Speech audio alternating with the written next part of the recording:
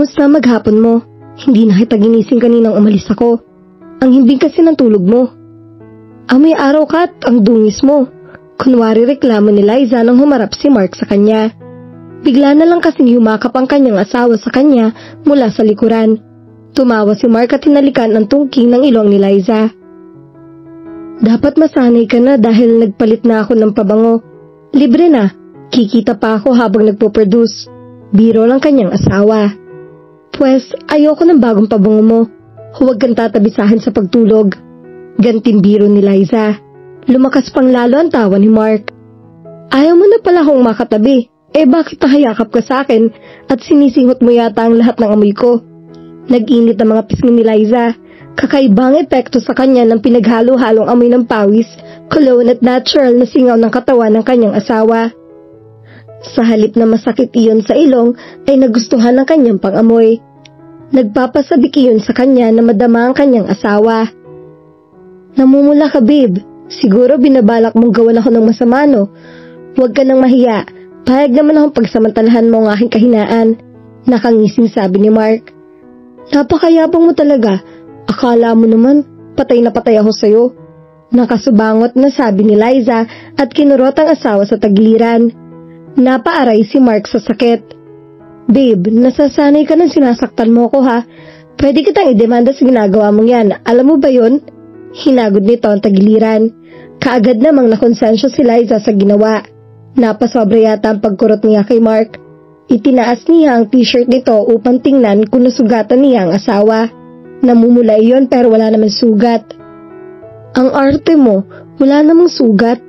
Naiinis na sabi ni Liza.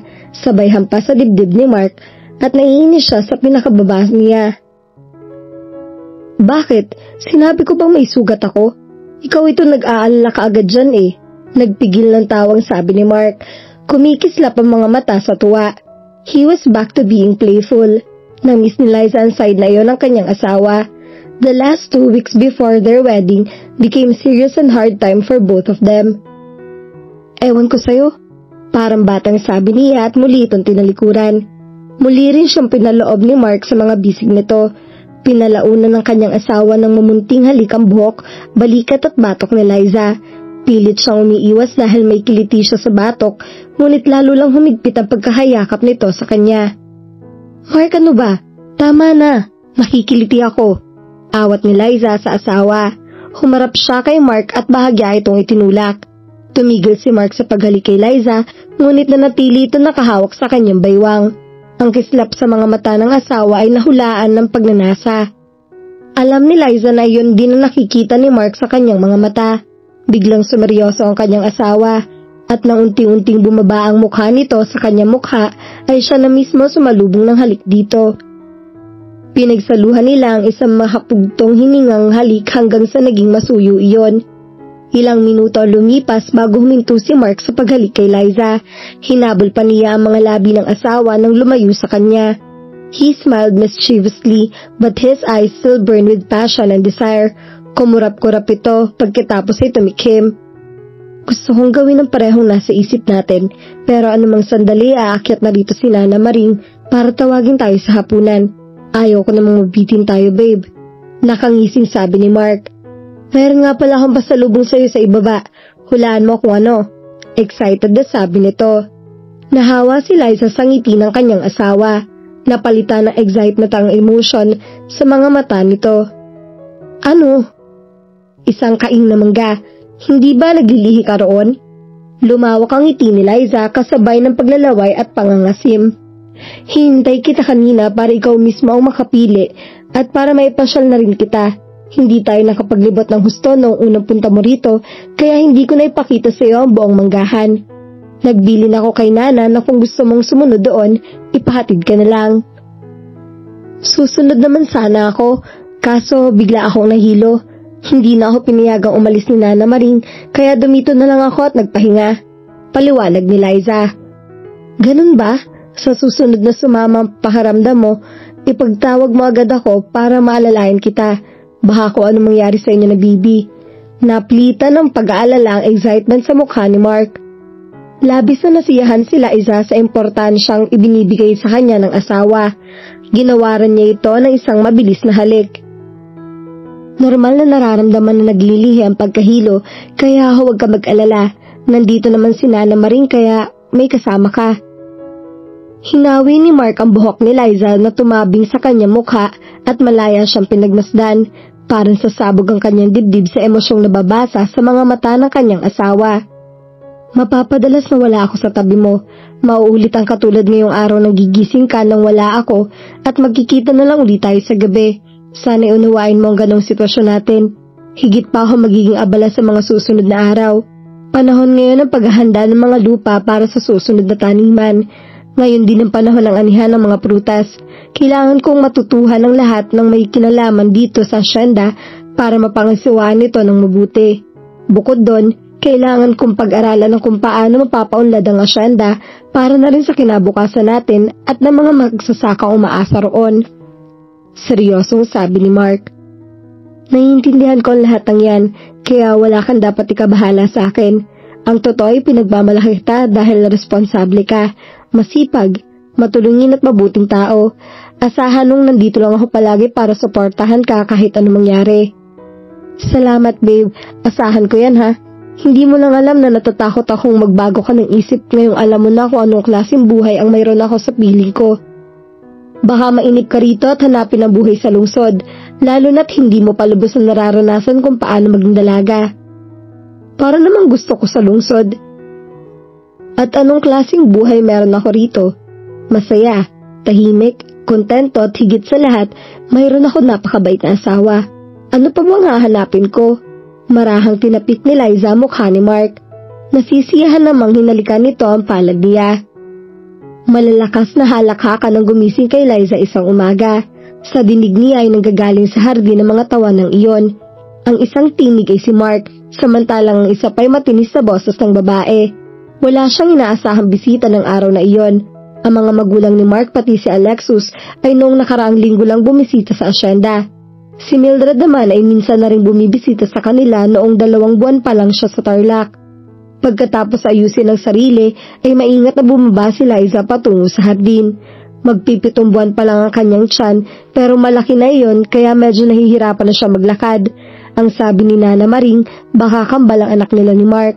Napagkasundoan nila mag-asawa na huwag magpapa-ultrasound para sorpresa din kung ano ang kasarian na magiging anak nila. Seryoso nakinig si Mark sa kung ano mang sinasabi sang kausap nito nang magtawanan siya ng papalapit sa mga ito. Paharap na nakaupo sa direksyon niya ang kanyang asawa, samantalang nakatalikod sa kanyang kausap nito. Nginitian siya ni Mark, pansamantalang nawala ang atensyon nito sa kausap. Tila nagpapaalam ito sa kausap, pagkatapos ay tumayo na. Nakangiti ring sinalubong ni Liza si Mark, halik sa mga labi ang naging sigot nito. Nawala ang ngiti ni Liza nang pagsulyap sa likuran ni Mark ay nakatingin sa kanya ang matalim ang babaeng kausap ni Mark. Pero agad napilitan iyon ng ngiti nang humarap si Mark dito habang akay siya palapit sa babae. Tumayo ang babae na makalapit na sila ni Mark dito. Maganda, maputi at makinis ang balat ng babae, balingkinita ng katawan. Kung tumayo ang babae, tila modelo ng short shorts na suot. Napaka-daring nitong manamit. Kita ng cleavage sa suot nitong hanging blouse. Miriam, this is Liza, my wife. Babe, this is Miriam. Sa France siya nag-aral. Narito siya para magbakasyon sandali. Pakilala sa kanila ni Mark. Nakipagbeso si Miriam kay Liza bago ito muling umupo. Hinila ni Mark ang isang silya para ipwesto iyon sa tabi ng silya nito. Saka siya inilalayang umupo. Bumadha ang selo sa magandang mukha ni Miriam sa inaakto ng kanyang asawa. Ngunit hindi yun nakita ni Mark dahil nakangiti na uli ang babae pagbaling dito sa Mark. Your wife looks too young, Mark, and I thought you have no plans of getting married yet. Wika ni Miriam habang nakata sa isang kilay. Hindi masabi ni Liza kung simpleng pagpuna ang sinabi ni Miriam o may halo yung panghusga. Tinawanan ni Mark ang sinabi ni Miriam. Kung magsalita ka, parang tanda ko na. 3 years lang ang age gap namin ni Liza, and as you can see, we get along well despite the age difference. As for my plans, I have set them aside, and who wouldn't if you have a beautiful and lovely wife here? I just can't resist, Mark said as he lovingly gazed at Liza. Pinagsalikop din ng kanyang asawa ang kanilang mga kamay. Kinikilig na tiningala ni Liza si Mark. Sinong babaeng hindi kikiligin kung pupurihin ng kanyang asawa sa harap ng isang babaeng halata ang pagkagusto sa mismong asawa? Had I known you'd change your mind, I wouldn't have stayed here and waited, sabi ni Miriam. Magkahalong panghihinayang at pagtatampo ang nahimigan sa tinig ng babae. Magkasing edad lang kami ng asawa mo. I regret now that I didn't try my best to have you before. Oh, you were very convincing when you told me you want to be an engineer first before you get married. Nakalabing dugtong ni Mariam. Sa palagay ko, walang pagbabago rito. Kami pa rin ni Mark ang magkakatuluyan dahil kami nakatadhana para sa isa't isa. Walang sino mang makapagpapabago niyon, hindi ba babe? Mahinahong sabi ni Liza pero nagpupuyos ang kanyang kalooban. Kung iniisip ng babaeng ito na hahayaan niyang paringgan siya ng ganoon, ngayon pa lang itutuwid na niya ang baluktot na isip nito. Huwag din magkakamali ang babae na ahasin ang kanyang asawa sa harap niya dahil maghahalo talaga ang balat sa tinalupan. Kumapit si Liza sa braso ni Mark sa possessive na paraan para ipakita kay Miriam na nasa kanyang asawa. Tumingin si Mark sa kanya. Nagsasayaw ang kaliwaan sa mga mata nito. Oh, my. I can feel a fierce woman behind the calm-faced.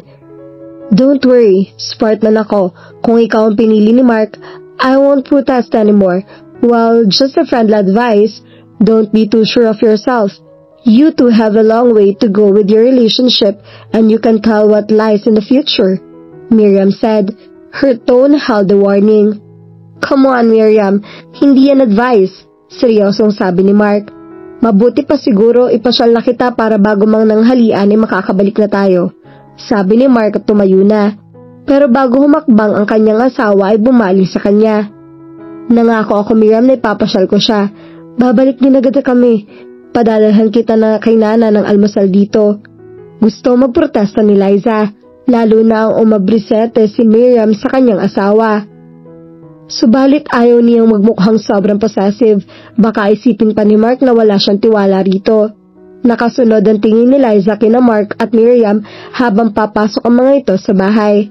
Bago tuluyang makapasok ang dalawa sa kabahayan, ay nakita pa ni Liza na napaka-cute ni Miriam sa kanyang asawa bago siya nito tinapunan ng kanyang pangaasar ng ngisi. Sa loob ng 5 buwang pagsasama nila ni Mark, ngayon lang nakadama si Liza ng kaba at takot na baka magkahiwalay sila ni Mark. Kahit palaging abala ang kanyang asawa sa mga gawain sa asyenda, naroong sikatan at lubugan nito ng araw sa mga taniman, ay hindi ito nagkulang ng oras at atensyon sa kanya. Nasa tabi niya si Mark tuwing kailangan niya ito, kaya wala siyang mairereklamo. Ang kaba at takot niya ay dala ng pagdating ng babaeng iyon sa buhay nila mag-asawa. Hindi man lang maitago ni Miriam ang pagkakagusto kay Mark sa harap ni Liza. At si Mark, hindi pa rin siya nakatitiyak sa damdamin nito para sa kanya. Dumating ang tanghalian ngunit hindi pa umuwi sina Mark at Miriam. Bumuhos kasi ang malakas na ulan kaya iyon ang dahilang naisip ni Liza kaya naantala ang dalawa sa pag-uwi. Ngunit hindi mawawala ang agam-agam sa kanyang puso. Paano kung nasa ilog sina Mark at Miriam nang abutan ng malakas na ulan? Ayaw mang isipin ni Liza ay pilit na sumasakit sa kanyang isip ang eksenang katulad na nangyari sa kanila ni Mark noong naabutan sila ng ulan at tumuloy sa log cabin malapit sa ilog. Kailangan niyang pagkatiwalaan ng asawa. Kung hindi pinatulan ni Mark si Miriam noon, lalo sigurong hindi papatulan nito ngayon ng kanyang asawa. Ayon kay Nana Maring, si Miriam ay anak ng doktor na nag-opera noon sa matanda. 12 anyos si Mark na magkakilala nito si Miriam. Iyon ay noong minsang isama si Mark ni Mang Doming sa bahay ng dalaga para magdala ng mga prutas at gulay mula sa taniman nito. Bilang pasasalamat daw iyon ng mag-asawa sa ama ni Miriam na hindi naningil ng bayad nung operahan si Nana Maring sa appendix. Mula noon ay naging magkaibigan na sila Mark at Miriam. Tuwing nagbabakasyon sa asyenda si Mark ay pumupunta roon si Miriam. Nahinto lang ang pagpunta ni Miriam sa asyenda na mag-aral sa France ang dalaga. Patila na ang ulan nang dumating sina Mark at Miriam na basang-basa sa ulan. Naroon sila sa veranda. Nakatayo habang hinihintay ang dalawa. Nang matanaw niya ang mga ito ay nagkubli siya sa haligi upang hindi makita ng sinuman. Kahit namumutla na sa lamig si Miriam ay hindi maaalis ang ngiti. Halata nag-e-enjoy ng husto ang babae sa kung anumang ginawa nito ng kanyang asawa. Nanikip ang dibdib ni Liza na makitang nakangiti rin si Mark sa dalaga. Nasa bakuran na ng mansyon ng dalawa pero patuloy pa rin sa paghaharutan. Paano pa kaya kung walang nakakakita sa mga to? Tumaas sa alarm level ang pagkainis ni Liza kay Miriam nang yumakap ang babae sa braso ng kanyang asawa.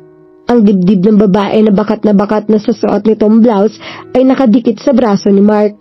At para sinasadya ni Miriam na lalo pang idikit ang dibdib sa kanyang asawa. Patalilis na siya upang sa pagkakahubli nang marinig na nagsalita si Miriam. Ang sarap maligo sa ulan, no? Ang tagal na mula nung huli tayo nakapagdigo ng ganito. Natatandaan mo pa ba yun, Mark? Maarteng sabi ni Miriam habang namumungay ang mga matang tinitingala ang kanyang asawa.